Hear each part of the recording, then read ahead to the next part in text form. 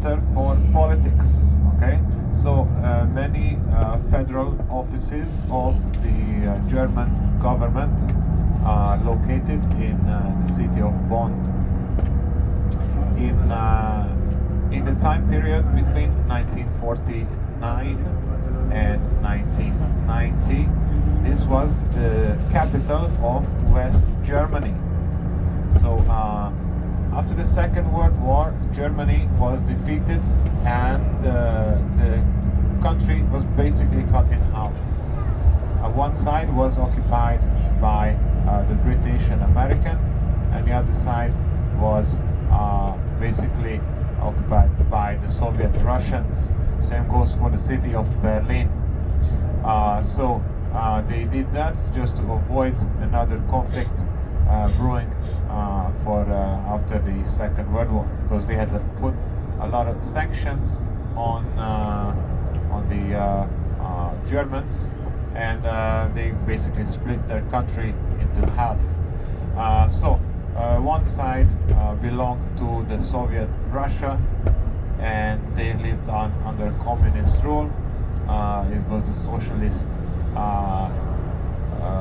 Germany on the east, and then West Germany became the more progressive democratic state until 1990. So in that time period, Bonn was the capital of Germany, of West Germany. And because of that, many of the institutions were there.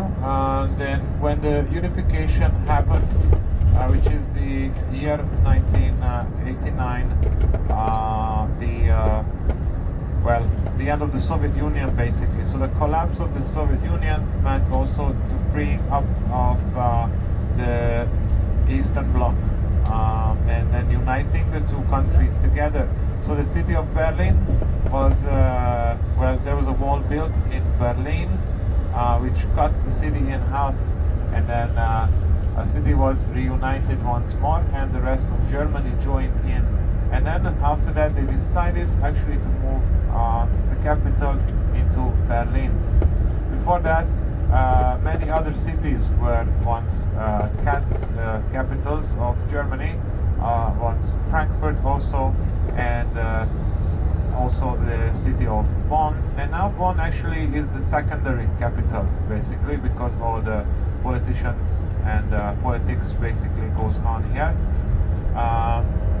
And also you have one of the buildings that belongs to the UN, the United Nations. So it is a very important place for international politics and public relations. And the city itself, it is very old, built in the time of the Romans as well. So as you know, every city more or less built by the Romans first, especially in Germany. The city is called Bonn. There used to be a fortress here housing the First Legion, which served here the longest in the time of the Roman Empire.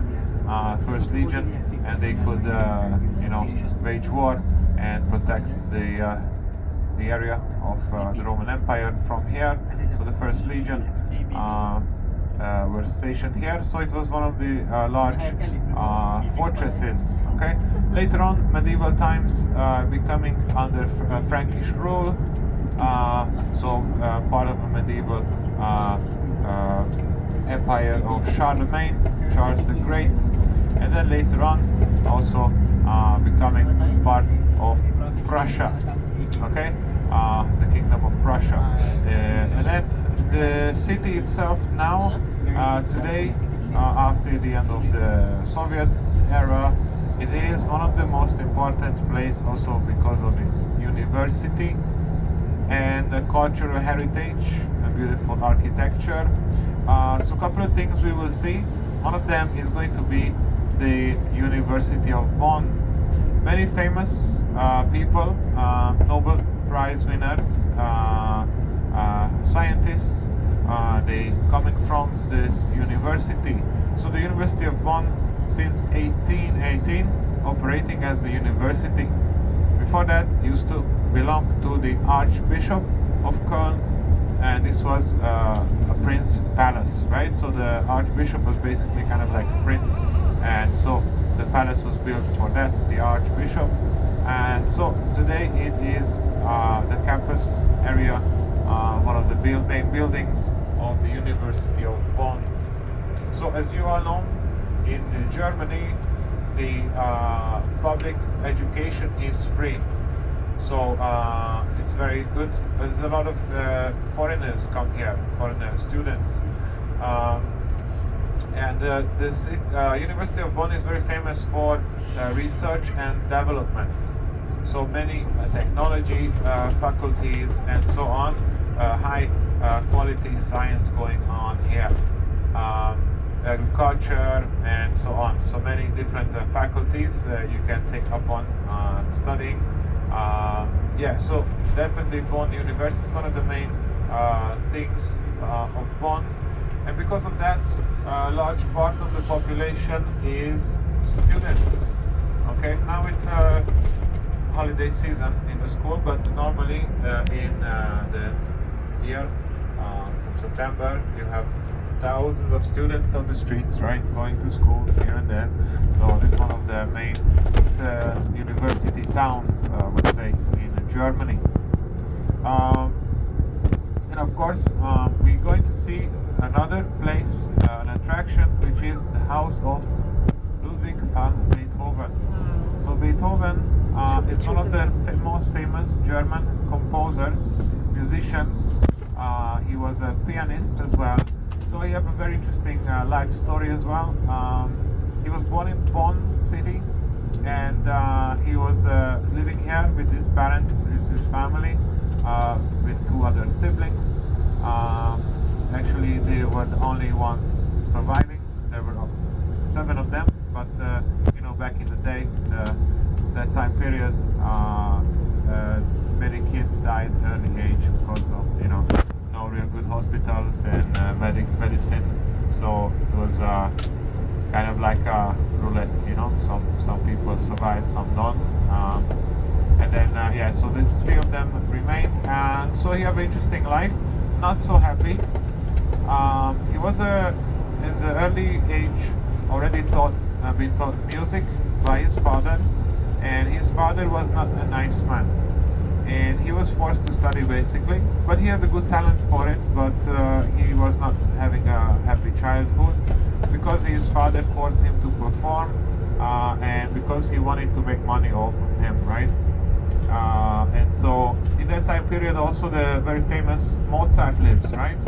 Mozart as a young age also became very famous for playing all kind of stuff on the piano as well. Okay, now you guys see the river Rhine is here. We are crossing it, and the city of Bonn is just right across. So here on the right you can also see it's kind of industrial area. There's actually a port here, so the Rhine River used for transportation of goods from Switzerland, flowing down all the way to the North Sea, or up, depending how you look at the map. But anyway, to the North Sea, going across also all of Germany, and this is why they use it as a way of transportation, because connected to the Netherlands, also the biggest port cities like Rotterdam and Amsterdam. So this is why also you have a port here connecting, bringing in goods, containers and ships. Alright, so yeah, back to Beethoven. Beethoven was also kind of like a prodigy, and he was kind of being sold as that by his father, performing at the age of 7 already. And yeah, so after that he spent his life here until the age of 21, and then he moved to Vienna. Okay, that was also the time when his mother passed away, and father actually was an alcoholic, so he was early retired, and yeah, he was actually Beethoven was taking care of his family, and so most of his time, early 30s, 20s, sorry, he spent studying composure music in Vienna. So Vienna was basically the musical capital in that time period. 19th century, it was one of the best periods for classical music. So that's what we call classical music, that era where you have all the different music all together composed by a person, and then you have the opera also in the classical repertoire, right? Also Mozart was influencing some of the early works of Beethoven, because actually Mozart passed away at a young age, and then because of he had like a great talent and big influence on Beethoven. Beethoven also composed very similar pieces. So his main thing was piano, and also he taught music.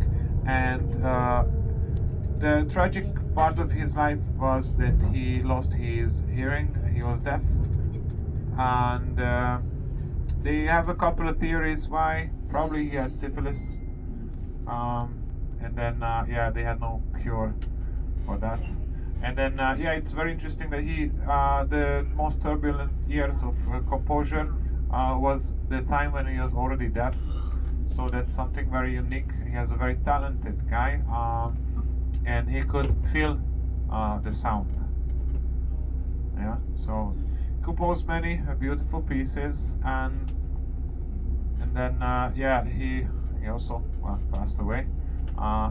But he had also very depressing life. You can read about it. Don't want to get into details, but normally you have great talent. It comes with also with great problems in the life. Yeah, so it was a blessing and a curse, probably what he had. But anyway, so the legacy of Beethoven is important for us because beautiful music was composed and even being played today. In Bonn, you have the famous theater, music theater called Beethoven Halle, named after Beethoven. And that's one of the famous places where the orchestra performs each year. A lot of people come here from all around the world to listen to classical music. So Bonn is also famous still for classical music. Okay, so a lot of musicians study here, live here, and perform here until even this day. All right. So we're going to see first when we get in. We're going to stop by the area, which is a park just in front of the University of Bonn.